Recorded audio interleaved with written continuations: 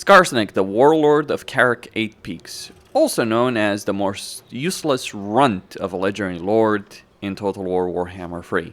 In fact, I would dare say that Skarsnik is so worthless that he makes Tretch Craventail actually look good in some ways. See, Tretch is particularly worthless for the Skaven, but he does have some useful faction effects that you can actually utilize during the course of your campaign. Whereas Skarsnik, well, Skarsnik is just pretty terrible to deal with in numerous ways during the course of a campaign. He just will not provide a great campaign experience, and I don't think he ever has really provided a great campaign experience whenever we have had him since Warhammer 1. While he certainly has been in the game for a very long period of time, that does not mean he has been good throughout that entire campaign experience that we have had him. There's numerous issues with Skarsnik's campaign limitations. Understand, the Greenskins are one of the most powerful races in the entirety of Warhammer 3, by far. S tier, lots of really good units, lots of good heroes, not so great lore choices, but really powerful legendary lords. You got Azak, you have Grimgor, you have Grom, and even Warzak to a certain extent, but obviously less so. And then you have Skarsnik. Skarsnik is just not really good. He has some strengths that can work pretty well in his campaign, and make no mistake, he still is a Greenskin Lord. But I would dare argue that I'd rather play a generic legendary lord for the Greenskins that had no faction effects than playing Skarsnik. He is that bad that when you have a legendary lord where you would rather prefer not having him, that is the sign of a really messed up faction. Tretch, say what you will about him, as much as I meme about the idea that Tretch is worthless, Tretch does actually provide some useful campaign benefits. They don't mesh well with what you want to do as the Skaven, but at least they are genuine benefits. Whereas Skarsnik offers a lot of negatives and not necessarily that many positives. So let's consider the situation with Skarsnik. He does get character experience plus 100% for all heroes. So his heroes are going to level faster than many other factions. That sounds great, especially because the Greenskins have a lot of hero capacity. He does offer a goblin upkeep and recruitment cost of minus 40%. But that doesn't necessarily feel that very significant when you're playing a Greenskin campaign. Because believe it or not, the Greenskins do not have an economic problem. This would be an enormously powerful benefit if the Greenskins actually had some issues with their economy. The Greenskins do not have an issue with their economy. They're one of the richest factions in the entire game. So if you were to give a benefit like this to, say, for instance, the Chaos Dwarves, for Hobgoblins, this would be freaking incredible. But for the Greenskins, not really. If you were to give this benefit for High Elves or Dark Elves or Skaven for certain units that you'd use throughout your campaign, again, really powerful. For goblins in a Greenskin campaign, which are already very cheap units to maintain, that kind of upkeep and recruitment cost benefit just isn't really that great. Oh, you can mass more goblins. You can mass a lot of freaking goblins regardless. That ain't the issue in a campaign. You can drown your opponent with goblins. Consider Warzak. Warzak is as close as a generic lord. Warzak is a better lord than Skarsnik in a campaign. Like, even if you ignore anything related to the Savage Orcs, which Warzak does buff, Warzak actually is better because he doesn't have some of the main limitations that Skarsnik does have. He has a hero action cost of minus 50%, which is worthless because you always want to use heroes attached to an army. And as well have a chance to contain Doom Divers. That's not really a bad benefit, but Doom Divers versus Black Orcs, I think I know what I'm picking. He does have Lightning Strike battles, but Lightning Strikes are not powerful anymore in a campaign.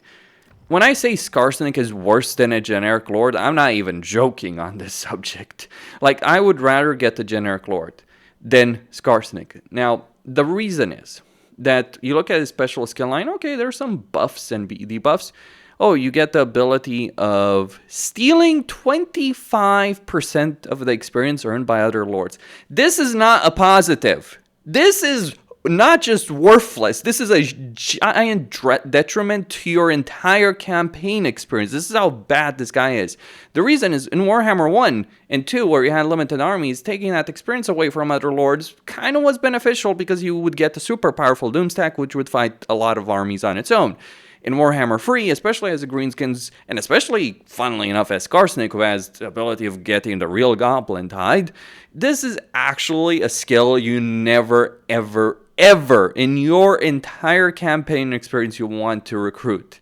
This is not a joke. Confederating Skarsnik, if he has the skill unlock, the first thing you want to do if you recruit, if you confederate Skarsnik and he has the skill unlock, is to reskill him and get rid of it, because it is a huge detriment to your campaign experience. What you want to do in Warhammer 3 is, you don't want to have one powerful army, you want to have as much power in as many armies as possible. Taking away a quarter of the experience that other lords, which are generally going to be weaker than your main lord army, taking away that experience is not a benefit. Now, other things might seem great, but there are a lot of ambush benefits. You know what Skarsnik lacks, which Alain has, which the Skaven have? The stock stance. So he cannot, when he's going up against an army, he cannot ambush them in an attack. You have to set an ambush. That has some uses, but most of the time, if you succeed in an ambush, you're generally going to have an advantage. So having a bigger ambush advantage with melee attack and armor piercing damage just doesn't really do necessarily all that much in a campaign. And ambushes are very specific to do unless you have the stock stance. If he did have the stock stance for all his armies like Alain, he would be worth playing. But he doesn't have the stock stance. And when I say he's worth less than a generic lord, consider the Goblin Great Shaman. Like, Skarsnik is kind of like a Night Goblin war boss, right? He's a Night Goblin. But you have the Goblin Great Shaman. Let me explain why the Goblin Great Shaman is so much better. The Goblin Great Shaman, and Grom also kind of has Grom also has the skill, gives 15 armor for goblin units. Now, this is not a 15 armor benefit for Night Goblins, but it is a 15 armor benefit and melee attack benefit to Nasty Skulkers, also known as one of the most overpowered units in the entire freaking game. You double the armor of Nasty Skulkers with a Goblin Great Shaman.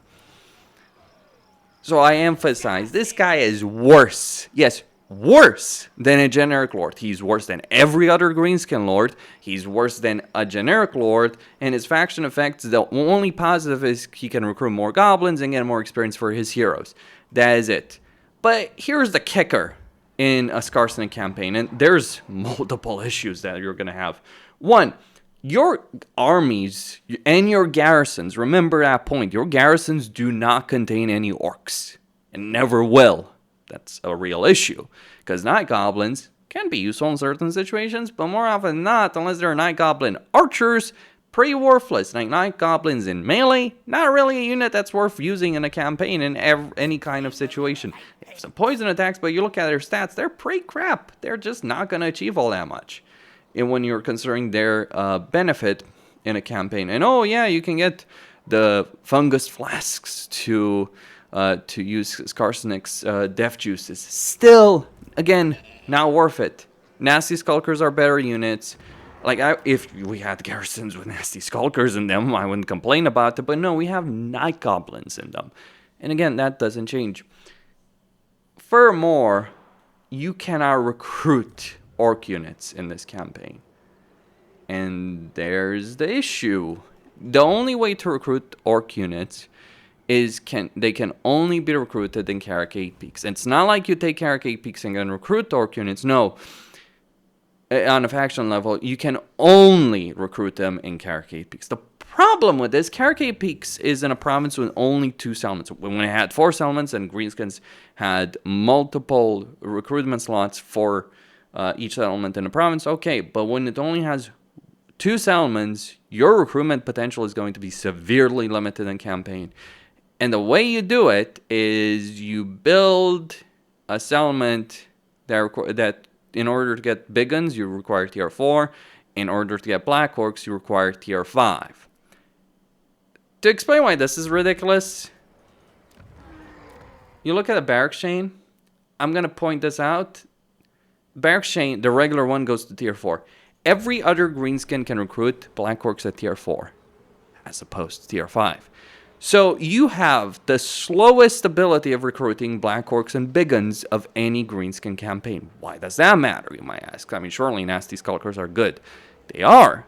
But there comes a point in your campaign when you're dealing with higher tier armies where Nasty Skulkers, just because of their frailty, they're very frail units, ultimately they become not necessarily as much of a benefit. They can still play a role in battle, they're still overpowered, but like after 40 turns or so in a campaign, it's not worth recruiting Nasty Skulkers.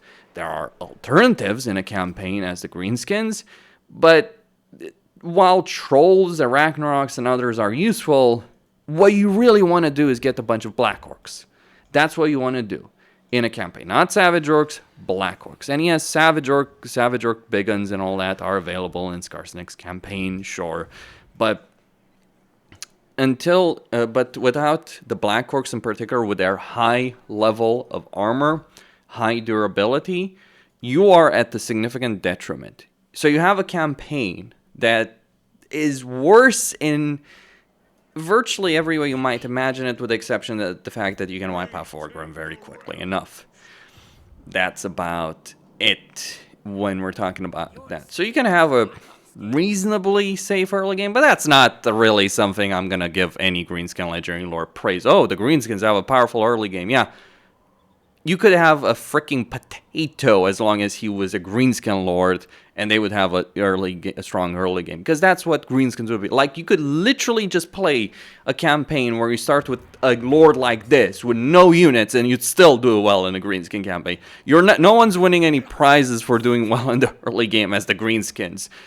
So the metric by which I judge Skarsnik is how good this is faction potential. This guy is so worthless that you don't want to use him as a Legendary Lord. Like, it might just be genuinely better in your campaign if you're playing any other of the Legendary Lords of Greenskins, to not even confederate him, but to annihilate him, to wipe him out. Because his skill, he's worthless in battle, he's worse than a Generic Lord as an army leader, in virtually every way that matters. What is he gonna offer? Oh, he has a melee, he has some useful control benefits as the Greenskins. You know, the race that has no issues with Rebellion because the WA meter gives you enough control to dominate the entire campaign map. Yeah, the Greenskins surely are the race that needs a control benefit. That's the thing, like Skarsnik, if you put them in another race, like if a High Elf Legendary Lord had these effects, different situation. Like, if you had the significant benefit to, say, Archer upkeep, but you can recruit Sword Masters unless you're recruiting them from Safari, and you had a control benefit as the High Elves, that would be freaking powerful. Let's say if Tyrion had these benefits, or Teclis. But you don't have this campaign dynamic with Skarsnik. He is not a good choice for his race. He's not a good choice for many races, actually, in a campaign. He's not worth confederating. He's not worth using. He's worth wiping out in a campaign. That is it. It's always been kind of a bad campaign to play. Like, Belegar's always been the more powerful and better choice as a Legendary Lord. Also, let's talk about the campaign victory conditions here, because this is actually important, because recruit rank +3 is important. Consider the fact that you need to wipe out Belegar for your short campaign victory condition as Skarsnik. You're telling me as the Greenskin player that I should make my way all the way here to fight one of the most powerful freaking Legendary Lords when it comes to the control of the AI, expand next to Alpha Lorem and Gelt, potentially end up in a war with all of them in a campaign, if I don't end up in a war with Ike Claw and Aranessa at the same time, deal with Scrag, deal with all the dwarves, doable plan, just to achieve the short campaign victory condition, while at the same time also needing to wipe out Queek. That's a miserable campaign situation. Like, it works better in the old world mod, because all of these guys are close together, and it does end up working Skarsnik is far better in the old world mod because he has all those landmarks available, but he's still crap even there. So yeah, don't play this Legendary Lord. he's pretty crap. If his long campaign victory condition was requiring you to deal with Belagar and Queek, that would make sense. But short campaign and take Carrick 8 Peaks, that's a bit ridiculous. I mean, Grimgor is better, Grom is better, Azag is better, even Warzag is better. What's the worth of this legendary lore? And he's a paid DLC. Like, that's the kind of the meme of this guy. He's a paid DLC. The only reason you should buy this DLC if you're playing a Greenskin campaign, I kid you not, the absolute only reason that you should buy this DLC for the Greenskins, and it's like, I consider it the mandatory. It's not Goblin War boss. It's not Skarsnik. The only reason, beyond Regiments Renown, of course, because this is the DLC that added them for the Greenskins, or a lot of them, is to get access to Nasty Skulkers. So it is a mandatory DLC. Everyone that, like, if you're playing a Greenskin campaign, you want to buy this DLC. And hey, you get Belagar if you're playing Dwarves. You can Confederate them if you're playing Dwarves. Forgrim is still a better campaign than Belagar. It's like, Belagar, it's a miserable campaign, but not just that. You will achieve more if you're playing Forgrim and Confederate Belagar. It's just a much, much better campaign dynamic that Forgrim has than Belagar. It shouldn't be like that, but that is how things are. Also, why is this guy called, Ironbrow? I guess ancestor of Forik. Makes sense, I suppose. Anyway, that's all I had to say. Questine signing out. Don't forget to subscribe, like, and enable notifications, and Happy New Year, everyone.